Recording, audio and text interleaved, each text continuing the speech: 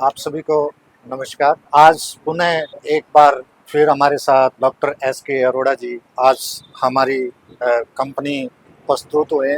इस विषय पर कुछ चर्चा करने के लिए आज मैं डॉक्टर एस.के. अरोड़ा का यहाँ पुनः स्वागत और अभिनंदन करता हूँ। धन्यवाद सनी साहब। तो डॉक्टर साहब, जैसा कि आप जानते हैं कि हमारे किसान भाई हमारा सत्वर्मी कंपोज इस्तेमाल करते हैं। हाँ, हमारे बहुत सारे किसान भाई आते हैं तो उनके भिन्न भिन्न कुछ क्वेश्चन होते हैं। हाँ जी। जितनी हमारे को अपने विषय पर जानकारी हम उनको प्रदान करते हैं, लेकिन ये क्योंकि आप इस चीज के एक्सपर्टाइज हैं, आपने बहुत ज्ञान अध्ययन किया, आपको बहुत सारा अनुभव है, तो मैं चाहूंगा इस अनुभव के आधार पर जो हमारे किसान भाइयों के मन में कुछ क्वेश्चन हैं, तो आज मैं उनके समक्ष आपके उत्तर जानने का मैं प्रयास करूंगा ताकि मेरे किसान भाइयों को उनका उचित उत्तर मिल सके और उसको वो समझ सके जी।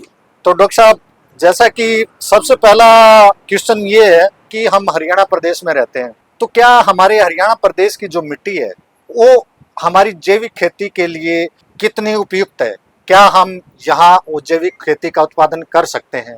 हमारे हरियाणा की जो मिट्टी है ये बलुई दोमट मिट्टी है, जिसको हम अंग्रेजी में सैंडी लोम सॉइल कहते हैं। इस सैंडी लोम सॉइल के अंदर सैंड की मात्रा, रेत की मात्रा 70% है और लोम की मात्रा 30% है।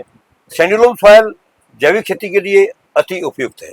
यदि हम इसमें मुर्गी की खाद, केचुआ खाद, वर्मी कंपोस्ट यदि डालते हैं, ये जैविक पदार्थ के डालने से मिट्टी की संरचना में फर्क आ जाता है। मिट्टी भुरभुरी बन जाती है, उपजाऊ बन जाती है, जिसमें हवा का आना जाना बहुत अच्छा रहता है, एरेशन होती रहती है, जड़ों का विकास बहुत अच्छा होता है, जल धारण करने की क्षमता बढ़ जाती है। सर्दियों में भूमि गर्मियों में ठंडी रहेगी, सर्दियों में गर्म रहेगी। भूमि के तापमान को बनाए रखने के लिए मुर्गी की खाद, केचुआ खाद खासतौर पर बहुत ही लाभप्रद है।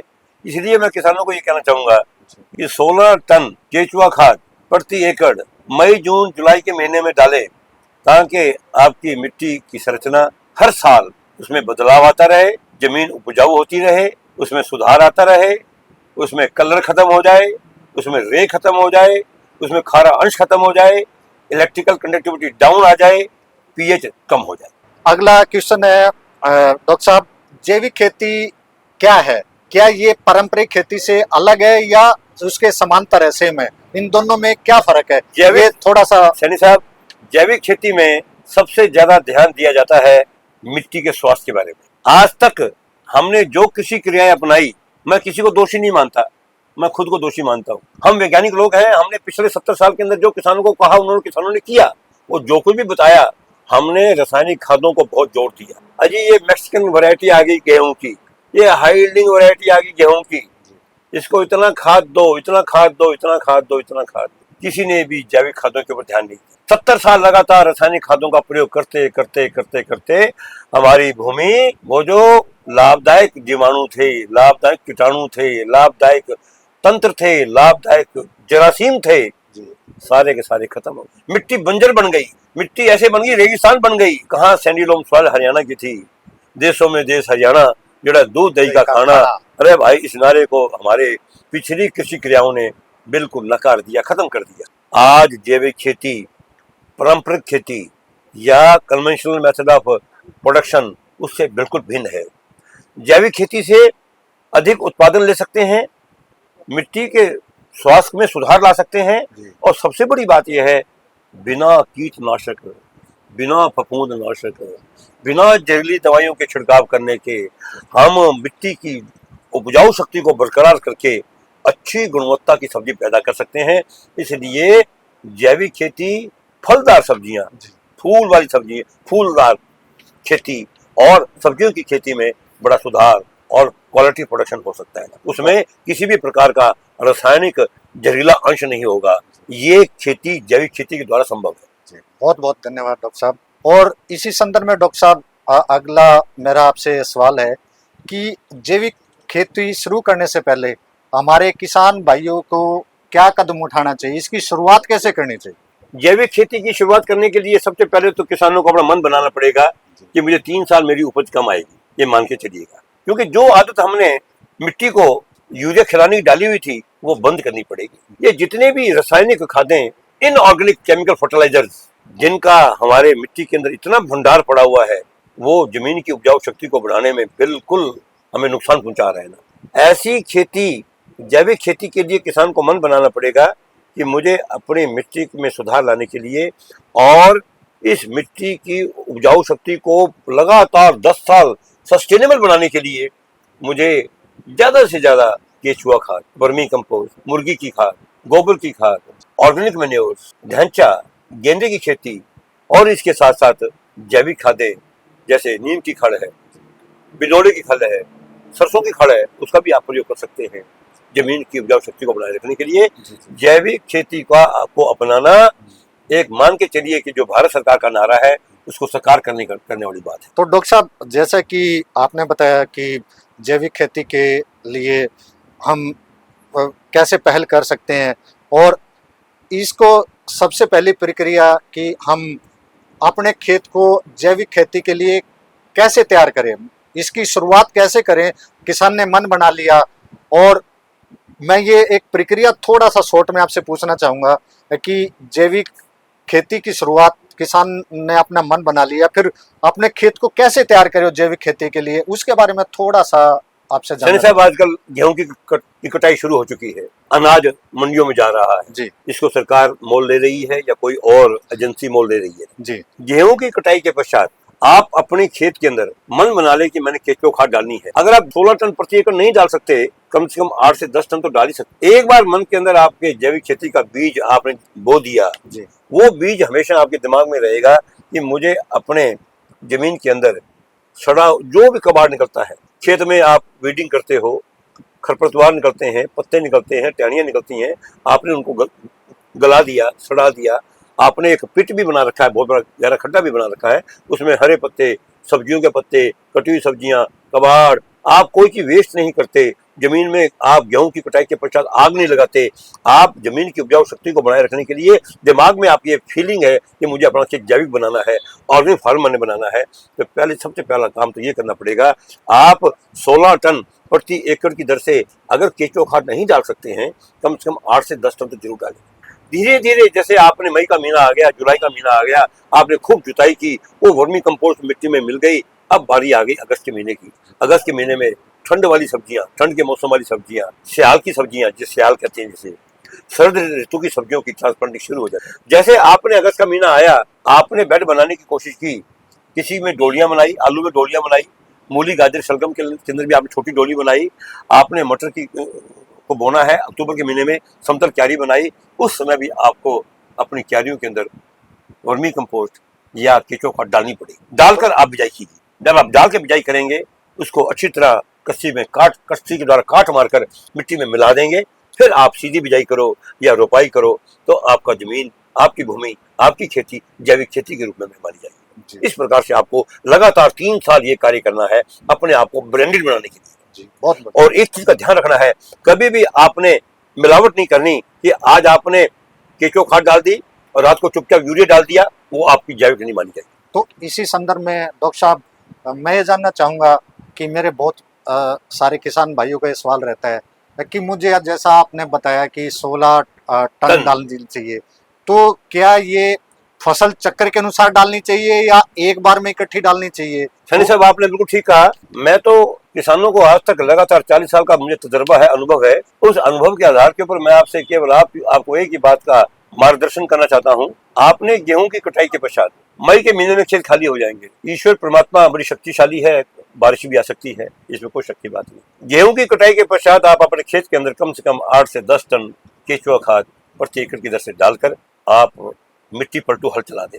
ये मिट्टी पलटू हल, ये सुआ हल, ये तोता हल, ये मिट्टी को पाड़ने वाला हल, धरती पाड़ हल, उस केचुआ खाद को नीचे लेके जाएगा। मिट्टी को परत दीजिए, उसी परत को ऐसा कर दीजिए जैसे आप किसी चीज को छानते हैं, उसी प्रकार से आपकी 2 फुट की मिट्टी बिल्कुल भुरभुरी हो जाए, और हमारे सत्व कंपनी की बनी हुई वर्मी कंपोस्ट या केचुआ खाद जब भूमि के 2 फुट गहरी जाएगी, वहां जाके जो यूरिया के अंश हमारे दुश्मन या आप यूं कह लीजिए हमारे उग्रवादी जो नीचे बैठे हुए हैं, उनको ये खत्म करेगा।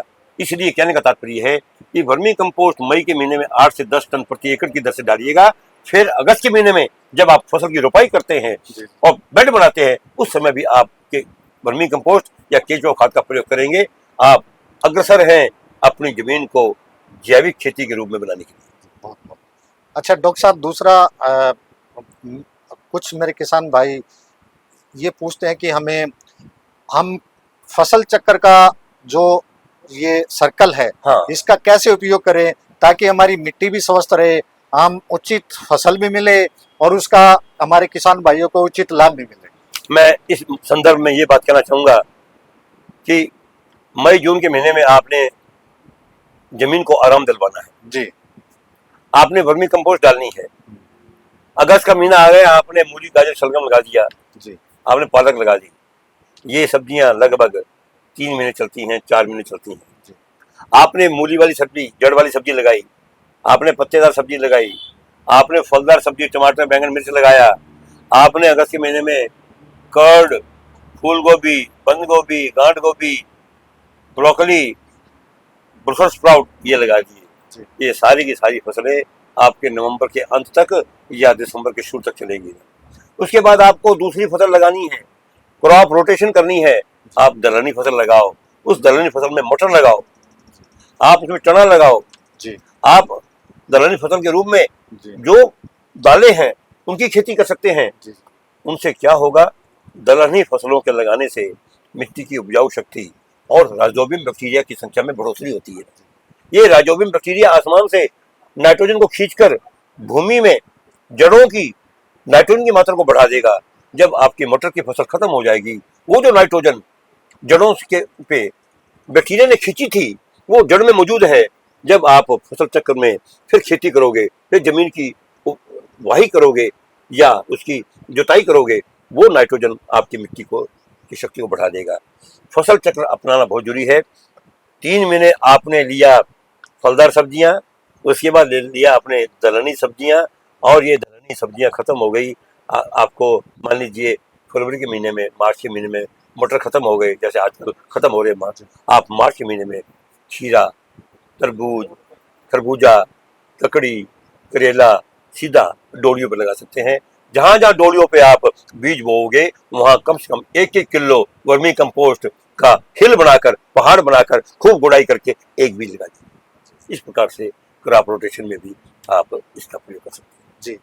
अब जैसा कि डॉक्टर साहब आप जानते हैं, अब गेहूं की फसल हमारी खत्म होने को आ जा रही है, तो इसके बाद जो पारंपरिक खेती के अनुसार हमारे किसान भाई धान की फसल का अपना रोपाई करेंगे, तो मेरे कुछ किसान भाई हैं जो कि जैविक धान की खेती करना चाहते हैं।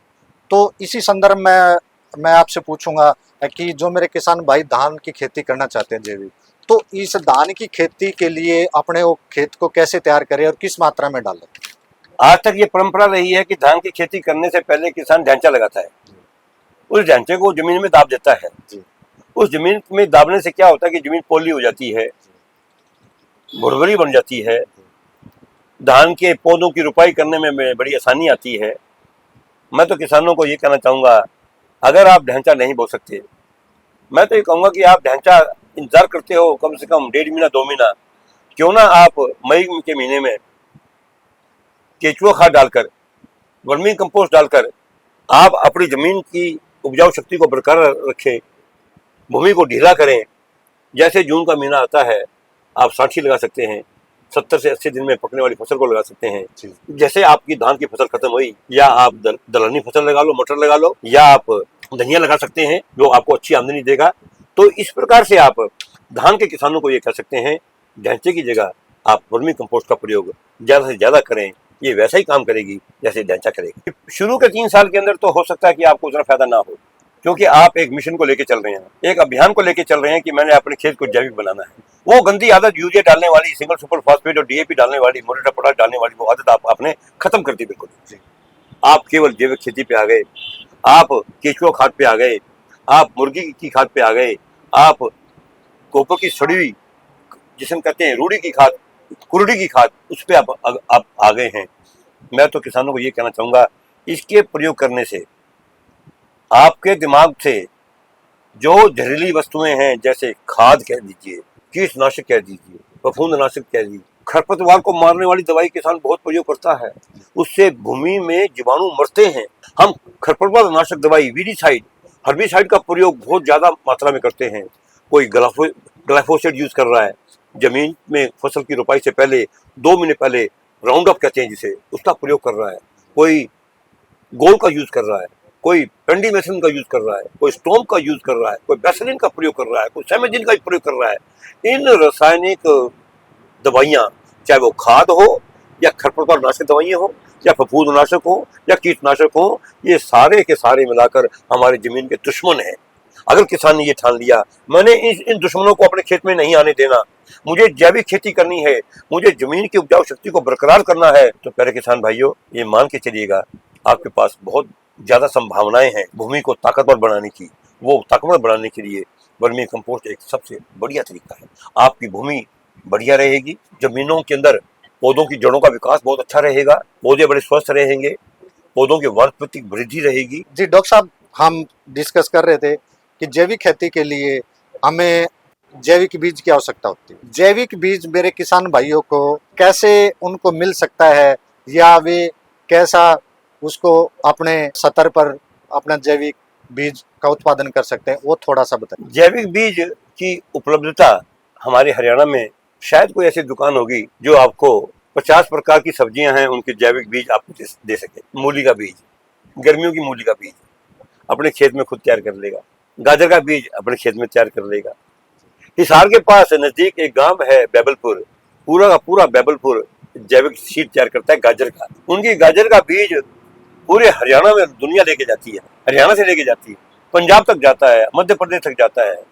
वो बीज वहीं तैयार होता है और सभी के सभी किसान जैविक खेती करके गाजर का बीज तैयार करते हैं। उसी प्रकार से मूली का भी किया जा सकता है। वो संकर जाति नहीं होगी, पर वो एक देसी वैरायटी होगी, एक पुरानी वैरायटी, देसी वैरायटी, एक इम्प्रूव्ड कल्टीवर, उन्नतशील किस्म या वैरायटी होगी, किस्म होगी, उसका बीज आप तैयार कर सकते हो। आप जैविक बीज खरबूजे का तैयार कर सकते हो, परंतु खरबूजे के लिए आपको एक चीज का ध्यान रखना पड़ेगा, आपके जैविक खेत के आसपास 1 किलोमीटर के दायरे में कोई और नस्ल ना लगी हो। अगर खरबूजे की किसी और ने दूसरी नस्ल लगा रखी है तो मधुमक्खी वहां का नर अंश लेके आपके उस खास वैरायटी जिसका आप बीज तैयार करना चाहते हो उसमें हरामजादगी हो जाएगी, बदमाशी हो जाएगी। तो कहने का वो दोनों मिक्स हो जाएगा। अगले साल जब आप उस बीज को लगाओगे ना वो खरबूजा निकलेगा ना वो ककड़ी निकलेगी। ना आप कहोगे डॉक्टर बड़ा क्या लेक्चर देके गए थे, हम तो बीज की रह गए, लटकते रह गए ना। तो प्यारे दोस्तों, प्यारे किसान भाइयों, जैविक बीज तैयार करने के लिए कुछ ही सब्जियां हैं जिनका बीज आप तैयार कर सकते हो, परंतु उनका भी बीज तैयार करने के लिए आपको आइसोलेशन डिस्टेंस, दूरी, जैसे हमारे मोदी जी ने कहा था कि कोविड आया है, सोशल डिस्टेंसिंग बना के रखो, उसके बैक्टीरिया आपके शरीर में न चले जाएं। उसी प्रकार से तरबूज की एक किस्म का जो नर अंश है, मधुमक्खी अपने पैरों में उठाकर यहाँ अपने गांव में, बड़े गांव में ले आई, उसने कर दिया पोलिनेशन। पुलिस कहाँ तक पकड़ेगी, बदमाश को कहाँ तक पकड़ेगी? वो तो हो गया फर्टिलाइजेशन, वो तो मिक्सचर हो गया, वो मिक्सचर हो सकता है।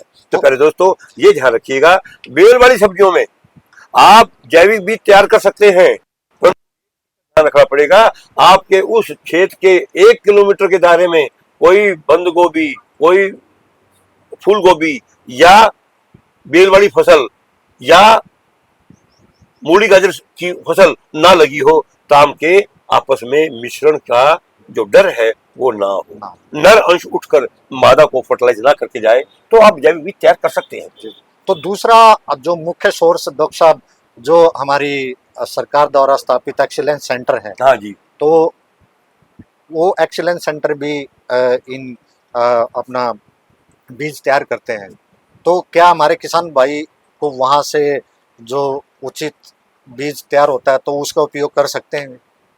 पहली बात तो मैं ये कहूँ समुद्र जी, centre of excellences for fruits या वेजिटेबल्स या फ्लावर्स जितने भी हरियाणा में काम कर रहे हैं, कम से कम ये 13-14 हैं।